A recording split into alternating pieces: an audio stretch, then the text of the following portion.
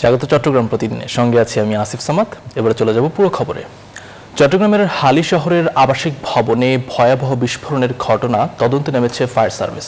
তবে gas line লিকেজে এমন বিস্ফোরণ হতে পারে বলে ধারণা করলেও ভবনে আরও কোনো ত্রুটি আছে কিনা তা খতিয়ে দেখছে তারা।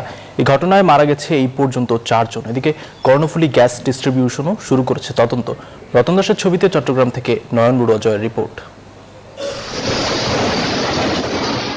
সোমবার ভোরে বিকট শব্দে এইভাবেই চট্টগ্রামের হালি শহরের সেই বিস্ফোরণে প্রাণ গেছে 4 জনের। দগ্ধ হয়ে মৃত্যুর সাথে পাঞ্জা লড়ছেন কয়েকজন। এরই মধ্যে বিস্ফোরণের কারণ খতিয়ে দেখছে ফায়ার সার্ভিস। গ্যাস লাইনে লিকেজ সহ আর কোনো কারণ আছে কিনা তা খতিয়ে দেখছেন কর্মকর্তারা।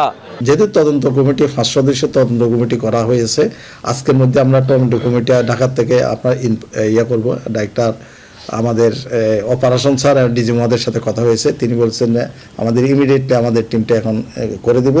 তদন্ত করতে তদন্ত কমিটি গঠন করেছে কর্ণফুলী গ্যাস ডিস্ট্রিবিউশন কর্তৃপক্ষ। তদন্ত কমিটি তো গঠন করা হয়েছে, বুঝছেন। এই তদন্ত কমিটি সাইট ভিজিটে গেছে। এখন যেহেতু একটা কমিটি হয়েছে, কমিটির বাইরে আসলে তো কথা বলা যাবে না। স্থানীয়দের দাবি, এমন দুর্ঘটনা কেন তা খতিয়ে দেখতেই হবে। তবে ভবন মালিক বলছেন ভিন্ন কথা।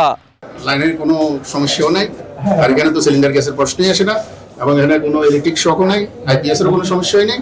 জাস্ট ল্যাক অফ কেয়ারনেসের কারণে গ্যাসটা অন ছিল, বা ওই যেটা বললাম লাগায় মিটমিট করে জ্বলতেছিল, ওটার কারণে গ্যাস বিল্ড আপ হয়ে গেছে। দরজা জানালা সব বন্ধ রাখছে, যার কারণে গ্যাস বিল্ড আপ হয়ে গেছে। আর যখনই হয়তো আগুন জ্বালাতে চেষ্টা করছে, তখনই যে এটা বাস্ট হয়েছে। বিকট একটা আওয়াজ। আমরা ভাবছিলাম প্রথমে চাক্কা বাস্ট হয়েছে আর কি, তো আমরা আসি দেখি দিয়ে এই অবস্থা, মানুষ নামতেছে, হতাহত মানুষ অনেক জমা হয়ে গেছে। এখন পুরো রুমেই গ্যাস ছড়াই গেছিল, তো ওরা জানতে পারে না আর কি। মেস মারার সাথে সাথেই পুরো ঘরে আগুন ধরছে। এটা আসলে এটা কাম্য নয়, এতগুলো লোক হতাহত হয়েছে, এটা অনেক, এটা মেনে নেওয়া যায় না। তবে এমন ঘটনার যেন আর পুনরাবৃত্তি না ঘটে, সেদিকে নজর দিচ্ছে প্রশাসন। নয়ন অজয়, নিউজ 24, চট্টগ্রাম। নোয়াখালীর হাতিয়ায় বিএনপি এনসিপি সংঘর্ষে বিএনপি অফিস, দোকানপাট ও গাড়ি ভাঙচুরের ঘটনা ঘটেছে। এ সময় আহত হয়েছে 21 জন।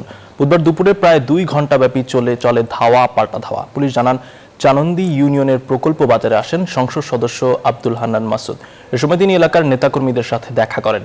ফেরার পথে বিএনপির লোকজনের সাথে এনসিপির ধাওয়া পাল্টা ধাওয়া শুরু হয়, যা সংঘর্ষের রূপ নেয়। এ সময় বিএনপির অফিস, দোকানপাট ও কয়েকটি গাড়ি ভাঙচুর করা হয়। এ সময় উভয় পক্ষের 21 জন আহত হন।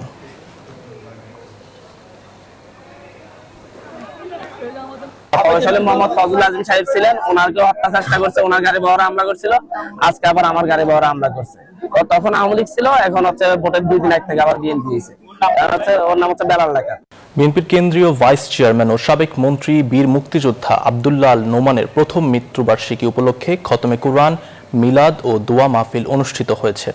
দুপুরে মরহুমের কবরে ফুল দিয়ে শ্রদ্ধা জানান তার ছেলে, চট্টগ্রাম 10 ডবল মোরিং আসনের সংসদ সদস্য সাইদ আল নোমান।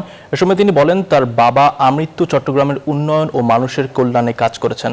তার আদর্শ ও স্বপ্ন বাস্তবায়নে কাজ করবেন তিনি।